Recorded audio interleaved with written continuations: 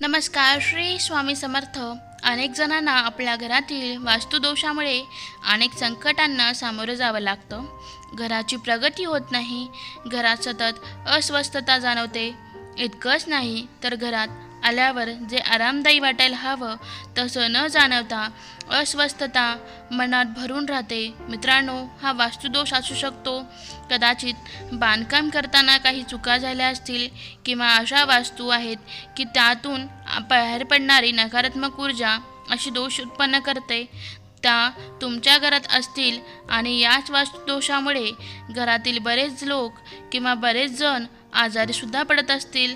फक्त हे वास्तुदोष यामुळेच होऊ शकतं. काम अपूर्ण राहतं, घरातील व्यक्तींची प्रगती होत नाही, मग अशा घरात माता लक्ष्मीसुद्धा स्थिर राहत नाही. आज आपण जाणून घेणार आहोत अशा कोणत्या वस्तूबद्दल ज्या आपल्या घरात वास्तुदोष दूर करण्यासाठी आपल्याला मदत करतील. त्यातील 3 अत्यंत महत्त्वाच्या वस्तू आहेत ज्याच्याबद्दल आज आपण येथे जाणून घेणार आहोत. या वस्तू ठेवल्या तर आपल्याला बऱ्याच अशी वास्तुदोषातून मुक्ती मिळू शकते. नंबर 1, यादीतील पहिली वस्तू म्हणजे कापूर. अनेक प्रकारच्या पूजेत, होम हवनामध्ये या कापराचा वापर केला जातो. आपण जेव्हा आपल्या देवघरात देवदेवतांची आरती करतो तेव्हा त्या आरतीमध्ये कापूर आरतीचा समावेश नक्की करतो. कापरामुळे घरातील वातावरणही शुद्ध होतं, पवित्र होतं आणि त्याचबरोबर आपण या कापरामध्ये 2 ते 3 लवंग जाळल्या आणि संपूर्ण घरात जर आपण तो धूर पसरला तर वास्तुदोष बऱ्याच अंशी निघून जातो असं म्हटलं जातं. अत्यंत चांगला अनुभव हा कापराचा अनेकांना आलेला आहे. तर असा हा कापराचा आपण आपल्या घरात करून बघायला उपाय नक्की हवा. हे उपाय केल्यामुळे आपल्याला बऱ्याचपैकी वास्तुदोषातून सुटका मिळू शकते. त्यामुळे भक्त हो, हा उपाय नक्की करून पहा. नंबर 2 गोष्ट म्हणजे सुपारी. पूजेत आपण सुपारीला गणपती म्हणून मानतो, तसेच गणपती म्हणून तिची पूजा सुद्धा करतो. सुपारी ही पूज्य तर आहेच आणि इतकंच नाही तर तुमच्या घरातील वास्तुदोष दूर करण्याचे काम सुद्धा सुपारी करू शकते. जर घरात कुणी आजारी असेल आणि आपल्या घरातून आजारपण जातच नसेल तर अशा वेळी आपण सुपारीचा वापर करू शकता. मात्र आपल्याला काळजी घ्यायची आहे की देवाला नैवेद्य म्हणून अर्पण करताना ती तुटलेली फुटलेली नसावी, ती नेहमी अखंड असावी. मित्रांनो, देवाला जेव्हा आपण सुपारी अर्पण करतो तेव्हा ती संपूर्ण स्वरूप म्हणजे सुपारी अर्पण करायचं आहे. असा नैवेद्य देवाला अर्पण केल्याने आपल्या घरात शांतता निर्माण होते. जर तुम्ही तुटलेली फुटलेली सुपारी अर्पण करत असाल तर आपल्या घरात अशांतता निर्माण होते. हा उपाय केल्याने सुपारीचा इतकेच नाही तर आपल्याला मन शांती सुद्धा मिळते. मित्रांनो, नैवेद्य आपण आपल्या ऐपतीप्रमाणे देवाला द्यायचा असतो.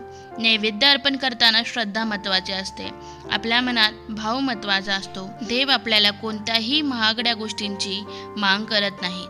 आपल्या ऐपतीप्रमाणेच आपल्याला देवाला नैवेद्य दाखवायचा असतो.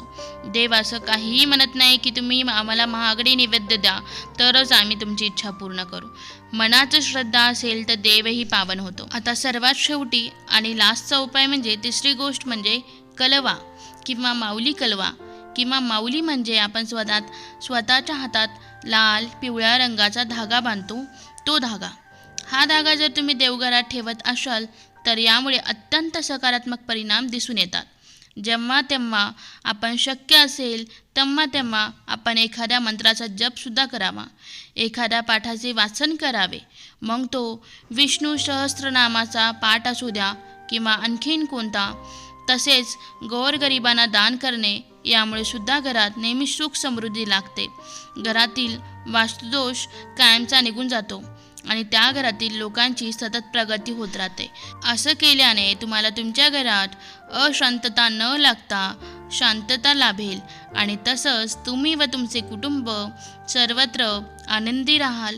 मित्रांनो, हा होता आजचा उपाय. व तसेच तुम्ही मला कमेंट करून नक्की सांगा तुम्हाला कशाबद्दल माहिती वाचायला आवडेल. मित्रांनो, कोणत्याही प्रकारच्या अंधश्रद्धा पसरवणे आमचा पेजचा उद्देश नाही आहे. केवळ भारतीय समाज मान्य असलेला कथा उपायविधी आपल्यापर्यंत पोहोचल जातात.